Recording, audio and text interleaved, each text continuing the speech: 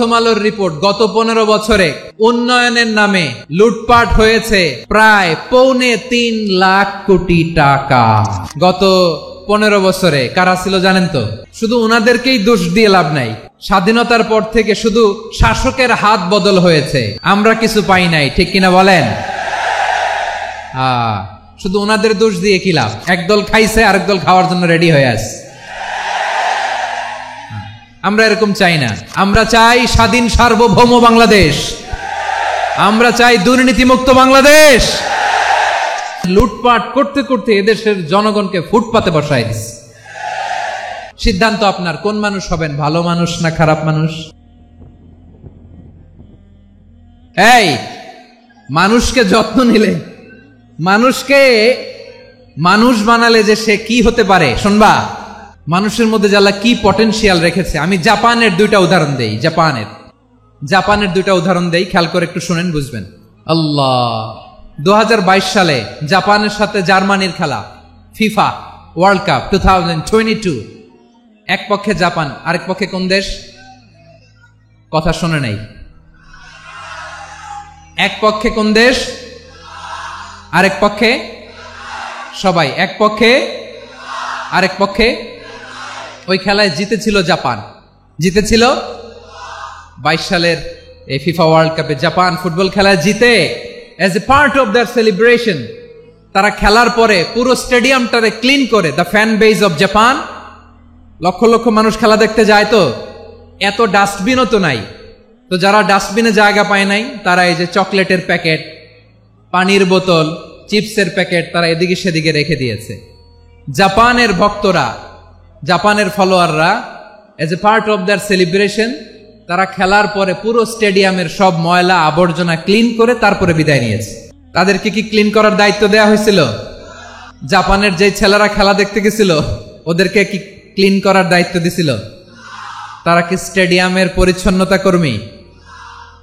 তাদের আকল, তাদের সিক্স সেন্স তাদেরকে বলেছে। ছোটবেলা থেকে জাপান গভর্নমেন্ট ওদেরকে এত পরিচ্ছন্নতা শেখায়, ক্লিনলিনেস অ্যাওয়ারনেস ক্যাম্পেইন করায়। ক্লাসে আমি দেখেছি, ক্লাসে নিজের বেঞ্চ নিজে মুছে, ক্লাসের মাঝখানে একটা সময় দেয়, নিজের টেবিল নিজে মুছে, নিজের ক্লাসরুমটা নিজে পরিষ্কার করে। রাস্তাঘাটে একটা ধুলা নাই, ময়লা নাই, একটা টিস্যু নাই। খেলার পরে গোটা বিশ্বকে তাক লাগিয়ে দিয়েছে। জাপানের ফ্যানরা সবার রেখে যাওয়া গার্বেজ, টিস্যু, বোতল পরিষ্কার করে তারপরে স্টেডিয়াম থেকে বিদায় নিয়েছে। আমরা কেন এমন হইতে পারলাম না? আমরা কেন এমন হইতে পারলাম না?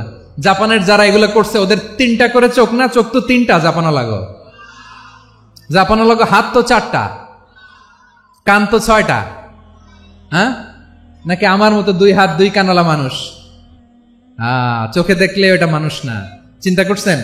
তার মানে জাপানিজদেরকে যে গ্রুমিং করে শিখানোর মাধ্যমে পরিচ্ছন্ন বানানো গেছে। ওরা যেমনি মানুষ, আমরাও মানুষ। আমাদের সন্তানদেরকে শেখালে তারাও পারবে, পারবে কিনা? 2 নম্বর উদাহরণ বলি। চট্টগ্রাম ফেনীতে যারা গিয়েছেন, মেঘনা গোমতী ব্রিজ প্রকল্প নাম শুনছেন? মেঘনা একটা ব্রিজ পার হওয়া লাগে।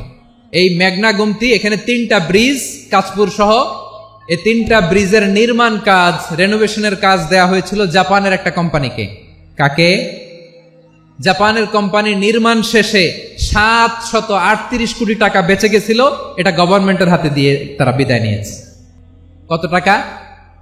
738 কোটি টাকা। যত প্রাক্কলিত ব্যয় নির্ধারণ করা হয়েছে সব টাকা সরকার, তৎকালীন সরকার 2019-এর সরকার, কারা ছিল তো জানেন? এই 2019-এর সরকার তাদেরকে দিয়েছে। তারা রিনোভেশন নির্মাণ শেষে 738 কোটি টাকা অতিরিক্ত বেঁচে গেছিল, এটা আবার গভর্নমেন্টের হাতে বুঝাই দিয়ে তারা বিদায় নিচ্ছে। আমরা কেন এমন হইতে পারলাম না? জাপানের ওরাও মানুষ, আমরাও মানুষ। তার মানে মানুষে মানুষে পার্থক্য আছে না নাই? আচ্ছা, জাপানের 2টা উদাহরণ দিলাম, এবার আমার দেশের 2টা উদাহরণ দিব না? বাংলাদেশের 2টা উদাহরণ দিই। 1 নম্বর উদাহরণ, গত সপ্তাহে আপনারা জানেন কক্সবাজার আমার একটা প্রোগ্রাম ছিল, তো হেলিকপ্টারে গিয়েছিলাম। ফেনী জেলা যখন পার হচ্ছি আমি দেখলাম 3টা উইন্ডমিল চিনেন তো? বিশাল পিলার, 3টা-4টা পাখা থাকে। বায়ু বিদ্যুৎ কেন্দ্র, বাংলাদেশের প্রথম বায়ু বিদ্যুৎ কেন্দ্র এটা। মুহুরী প্রজেক্ট বলে ওটারে, সম্ভবত মুহুরী প্রজেক্ট। তো সাগরের বাতাসের ঝাপটায় এটা ঘুরে এনার্জি হয়, ইলেকট্রিসিটি উৎপাদন হয়। তো আমি পাইলটকে বললাম, ভাই এগুলো থেকে কেমন ইলেকট্রিসিটি উৎপাদন হয়? কয় হুজুর একটুও হয় না, কিছুই হয় না। কিছুই হয় না মানে? বলে হুজুর বাংলাদেশে যত উইন্ড মিল আছে এটার পাখা একটাও ঘুরে না। আল্লাহ, বলেন কি? তাহলে যে কোটি কোটি টাকা ব্যয় করে যে উইন্ড মিল, কয় হুজুর উপরে ফিটফাট ভিতরে সদরঘাট। তার মানে কোটি কোটি টাকা দিয়ে এই উইন্ড মিল বানায়, এখানে কিছু নাই। দুর্নীতির আড্ডাখানা, আখড়াখানা বাংলাদেশ, ঠিক কিনা বলেন? আয় রে, জাপানিজরাও মানুষ, আমরাও মানুষ। আমার এক নিকটাত্মীয় সরকারি চাকরিজীবী, উনি আমাকে বললেন, বাংলাদেশের আর একটা উদাহরণ দেখি। উনি আমাকে বললেন যে প্রতি বছর আমাদের অফিসের ফার্নিচার চেঞ্জ করে। আমি বললাম, প্রতি বছর ফার্নিচার চেঞ্জ করে কেন?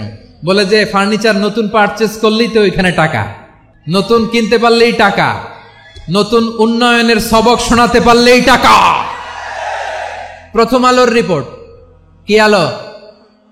প্রথম আলোর রিপোর্ট, গত 15 বছরে উন্নয়নের নামে লুটপাট হয়েছে প্রায় 3.25 লাখ কোটি টাকা। কার রিপোর্ট?